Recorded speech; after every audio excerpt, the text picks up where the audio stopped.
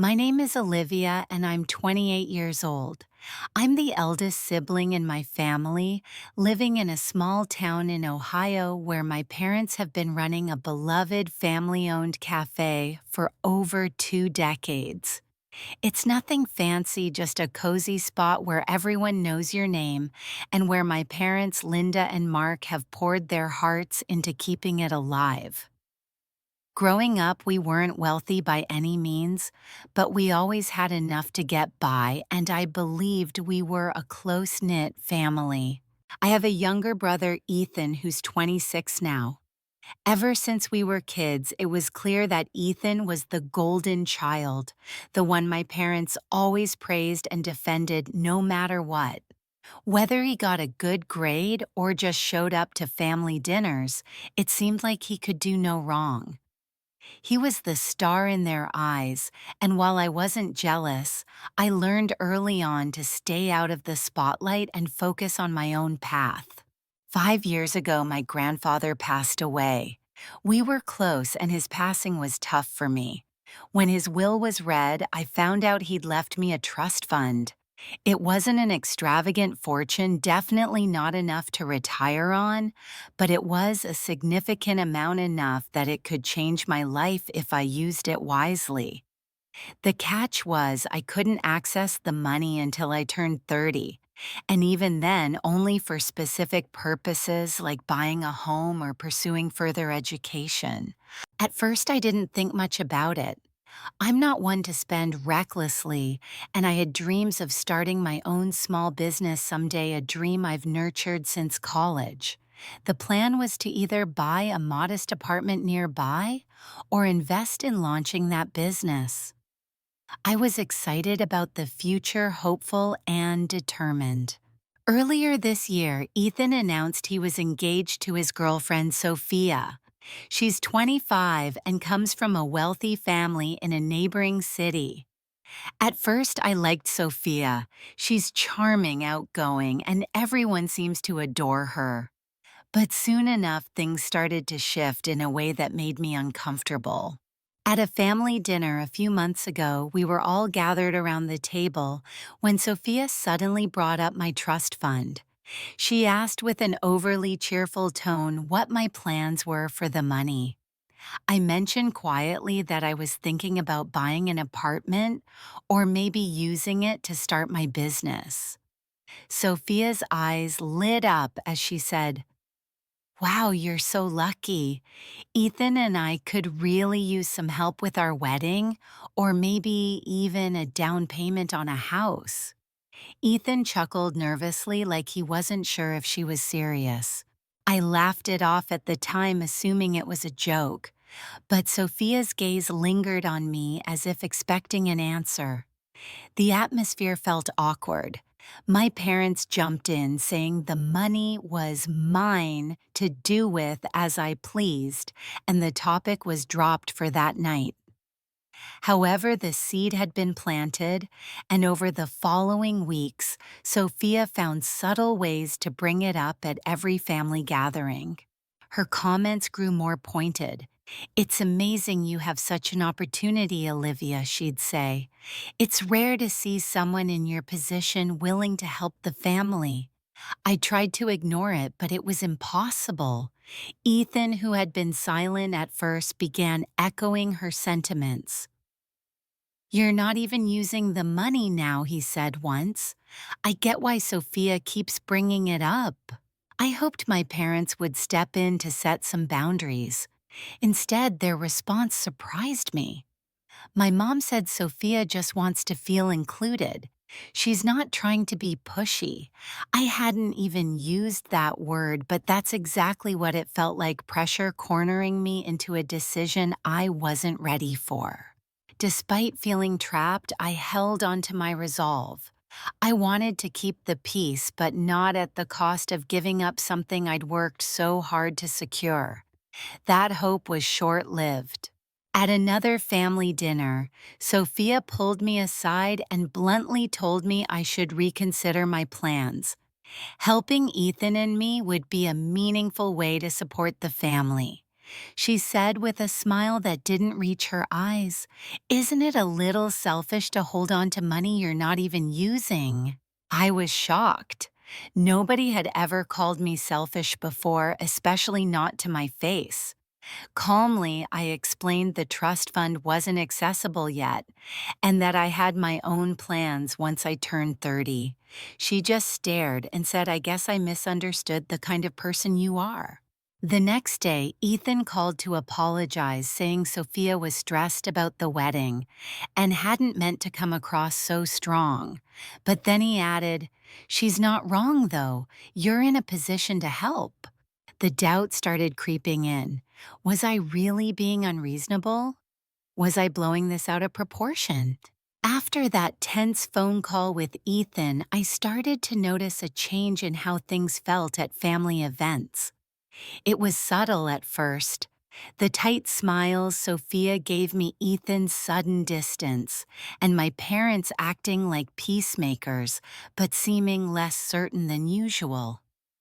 The warmth and comfort I used to feel at family dinners was replaced by an undercurrent of tension I couldn't ignore. Sophia became bolder. At every opportunity, she cornered me, always steering the conversation back to the trust fund. One afternoon, while the family was gathered in the living room watching a movie, she pulled me aside with a smile that didn't reach her eyes. "Olivia," she said softly, "I've been thinking, what if you gave us a portion of that trust fund as a wedding gift? It wouldn't have to be the whole thing, just enough to help with the down payment on a house. Start us off on the right foot."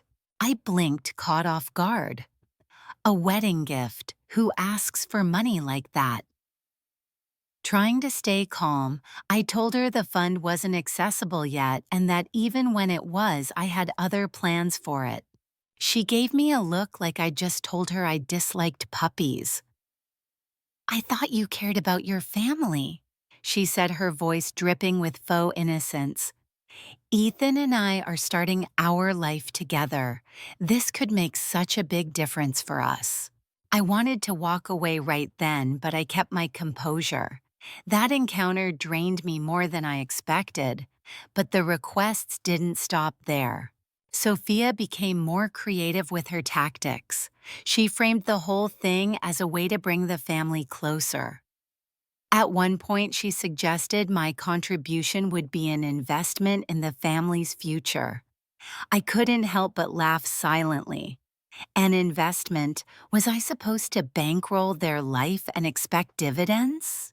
Meanwhile, Ethan was slowly falling under her influence. He didn't outright demand anything, but I caught him testing the waters. "You're in a good position right now," he said one day. "You could really make a difference here."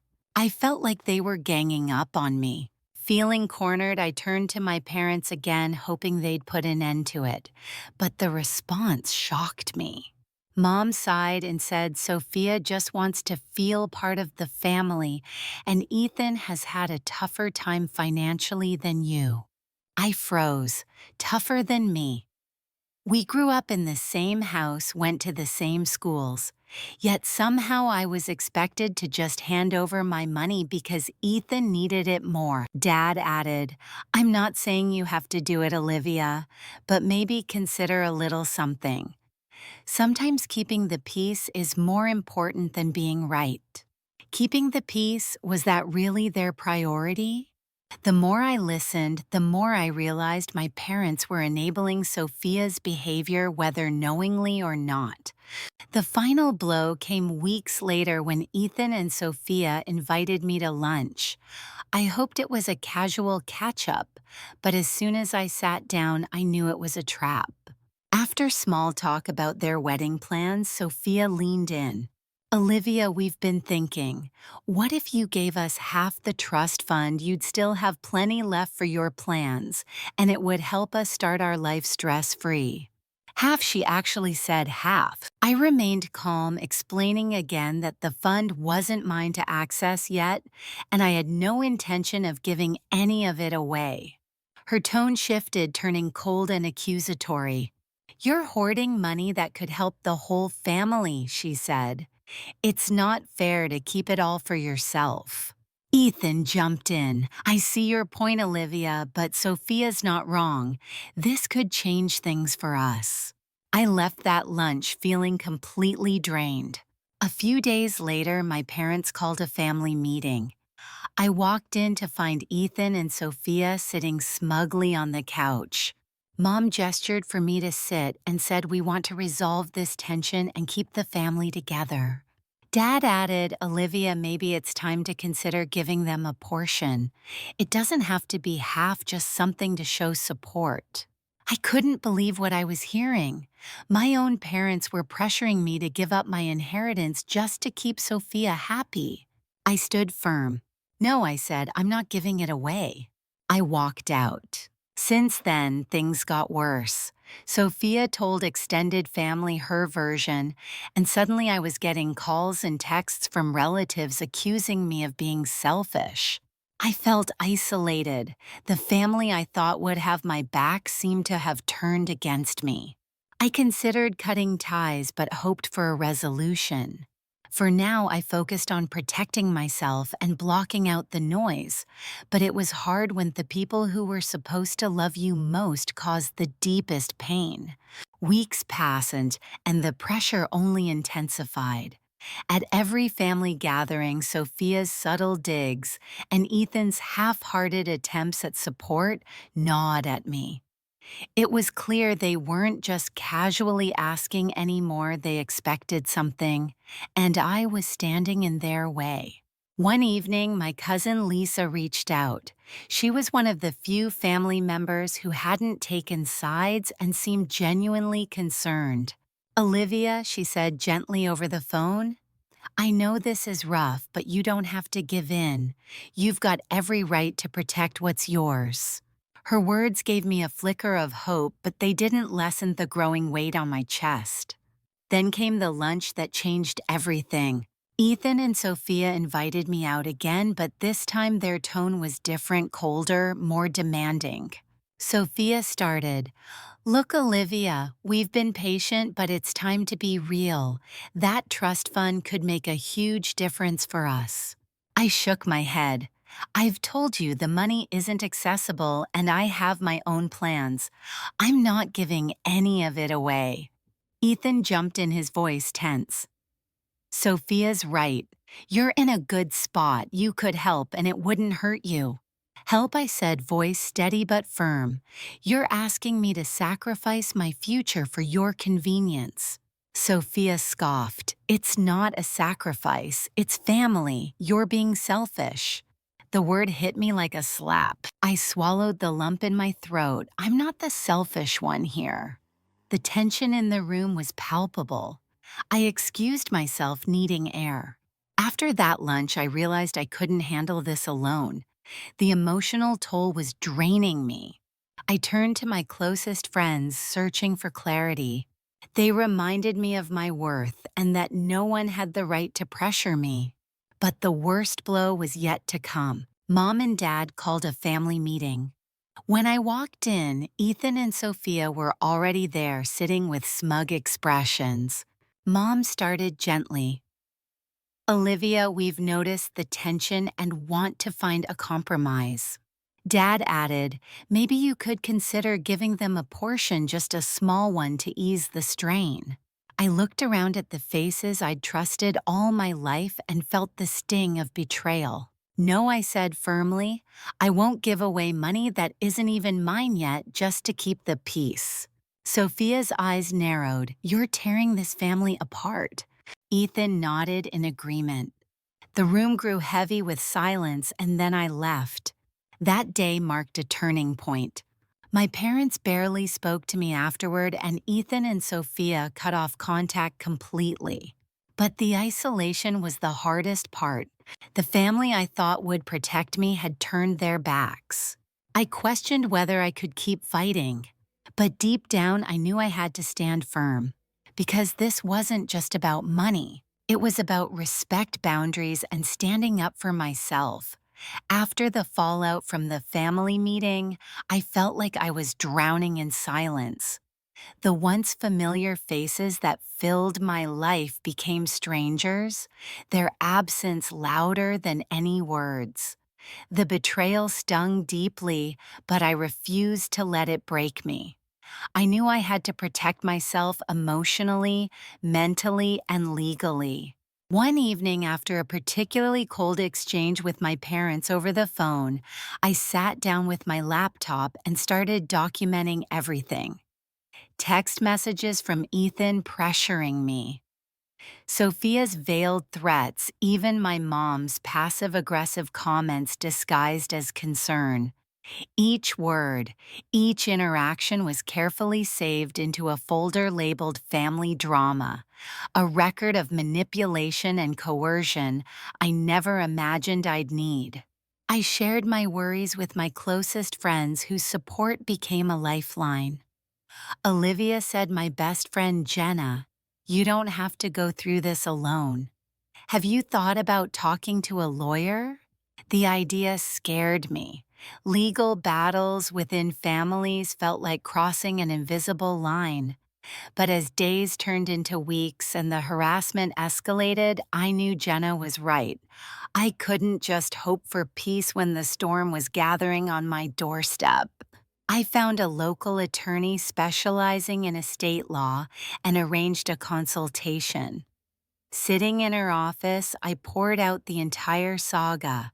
She listened carefully, nodding thoughtfully. When I finished, she assured me, "Your trust fund is protected by strict legal guidelines. No one can access it except you, and only for specific purposes outlined in the trust." That's a relief, I breathed, but then asked, "What about the pressure and harassment I'm facing? What can I do?" She explained that the ongoing coercion could be considered harassment and that documenting every instance was crucial. She recommended sending a cease and desist letter to Ethan and Sophia to formally demand they stop their behavior.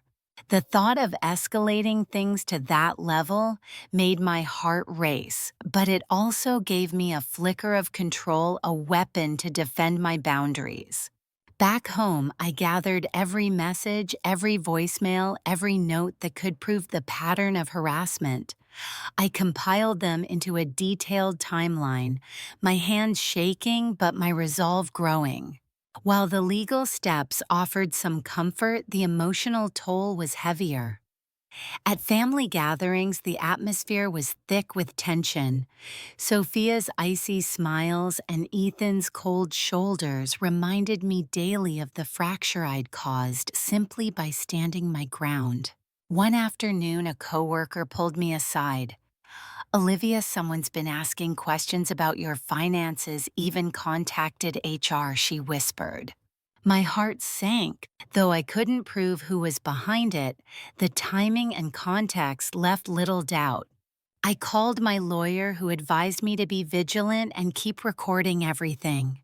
Amidst all this chaos, the one thing I clung to was the knowledge that I wasn't alone. Friends like Jenna and distant relatives who still believed in me gave me strength to fight on. I sent the cease and desist letter, a formal declaration that the harassment must end. The days that followed were tense. Ethan called furious about the letter, accusing me of overreacting and threatening to drag me through the mud, but I stood firm, knowing I had done the right thing. Sophia went quiet for a while, but rumors spread and family members took sides, some calling me selfish, others rallying behind me. Through it all, I learned an important lesson. Sometimes standing up for yourself means standing apart from those who should have been your greatest allies. The days following the cease and desist letter felt like walking a tightrope over a chasm. Every message, every call from my family was a test of my patience and resilience. The warmth I once associated with family had turned cold, fractured by greed and manipulation. Sophia's silence was deafening, but Ethan's attacks became more brazen. He started sending messages not only to me, but also to distant relatives, painting me as the villain, the selfish sister, who refused to help the money-hungry one who cared more about a trust fund than her family. It hurt, it was exhausting, yet I refused to respond to the bait. One evening, as I scrolled through a family group chat that I had reluctantly stayed in, I saw messages that shattered what little hope I had left. Relatives I barely knew were siding with Ethan and Sophia, echoing their accusations. I felt isolated, as if the family I once knew had been replaced by strangers quick to judge and slow to understand. In that moment, Jenna called. "Olivia, you don't deserve this. Your strength is incredible. Remember, your real family is the one that supports and respects you." Her words were a balm to my weary soul. But then came the breaking point. One weekend, I was invited to a small family reunion, the first since the trust fund dispute began. I debated going for days. Part of me wanted to face the storm head on. Another part just wanted to hide away. When I arrived, the air was thick with tension. Ethan greeted me with a forced smile. Sophia barely looked my way. As the evening wore on, whispers followed me, hushed conversations cutting through the warm laughter like knives. Then Sophia made her move. She pulled me aside, eyes flashing with something between anger and desperation. "You think you're better than us, holding on to that money like it makes you special," she hissed. I stood firm, voice calm but resolute. "It's not about money, Sophia, it's about respect, and I've done nothing wrong." Her face twisted with frustration. "You're tearing this family apart." The room seemed to hold its breath. Then Ethan stepped in, voice raised. "Maybe it's time you realized what family really means. Giving, sharing, supporting." "I am giving," I said, "giving my time, my love, and my honesty. But I will not be bullied into handing over something that isn't mine yet." A heavy silence fell. Some relatives looked away uncomfortable. Others, surprised by my courage, began to nod in quiet support. That night marked a turning point. While some in my family drifted further away, others started to see the truth behind the smoke and mirrors. More importantly, I started to reclaim my sense of self. I began focusing on my dreams, launching the small business I'd always wanted, pouring energy into my career, and surrounding myself with people who lifted me up rather than tore me down. Though the wounds from family betrayals ran deep, I understood that healing starts with boundaries, knowing when to hold on and when to let go. And sometimes the bravest thing you can do is choose yourself.